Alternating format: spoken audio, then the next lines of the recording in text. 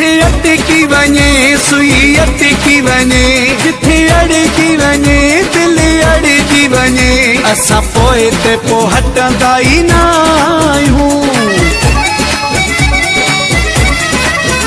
असां खानदानी जवान आहियूं, जंहिंसां लाहियूं तोड़ निभायूं। असां खानदानी जवान आहियूं, जंहिंसां लाहियूं तोड़ निभायूं। असां बि कंधारा असांजा यार बि कंधा, असां बि कंधारा असांजा यार बि कंधा। न घबरायूं ॾुखड़नि खां, असां त सिखी आहे यारी निभाइणो वॾड़नि खां। असां त सिखी आहे यारी निभाइणो वॾड़नि खां।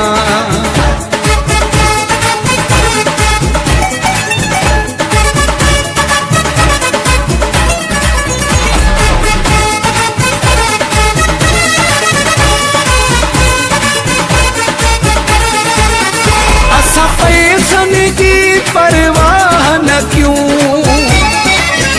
मथा यारनि जे लख लुटाए छॾियूं।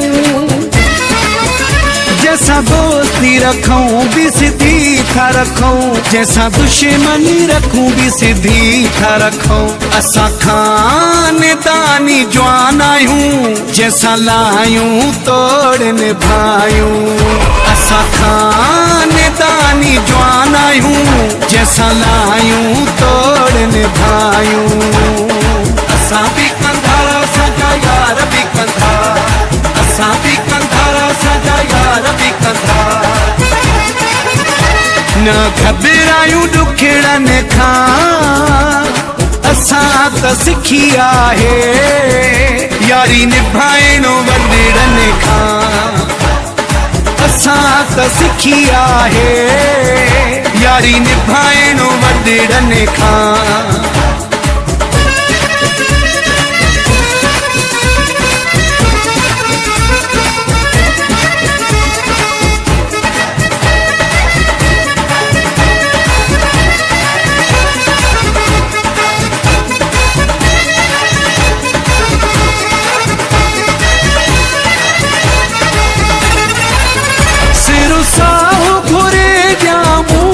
घुरल कंधो कातीअ खां हुजे चपन चुरल, उहे मुड़िस माण्हू न चइबा आहिनि जेके पंहिंजी ज़बानुनि तां फिरल। असां खानदानी जवान आहियूं, जंहिंसां लाहियूं तोड़ निभायूं। असां खानदानी जवान आहियूं, जंहिंसां लाहियूं तोड़ निभायूं। असां बि कंधारा असांजा यार बि कंधा, असां बि कंधारा असांजा यार बि कंधा। न घबरायूं ॾुखड़नि खां, असां त सिखी आहे यारी निभाइणो वॾड़नि खां। असां त सिखी आहे यारी निभाइणो वॾड़नि खां।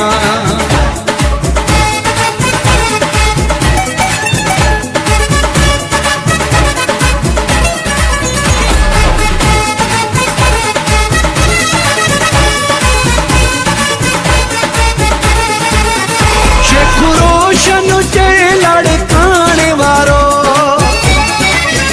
सरे आम हयो आनिया जो नारो। सिरो संगत में पंहिंजो वञे त वञे, परवाह असांखे नाहे यारो। असां खानदानी जवान आहियूं, जंहिंसां लाहियूं तोड़ निभायूं। असां खानदानी जवान आहियूं, जंहिंसां लाहियूं तोड़ निभायूं। असां बि कंधारा असांजा यार बि कंधा, असां बि कंधारा असांजा यार बि कंधा। न घबरायूं ॾुखड़नि खां, असां त सिखी आहे यारी निभाइणो वॾड़नि खां। असां त सिखी लिखी आहे यारी निभाइणो वॾड़नि खां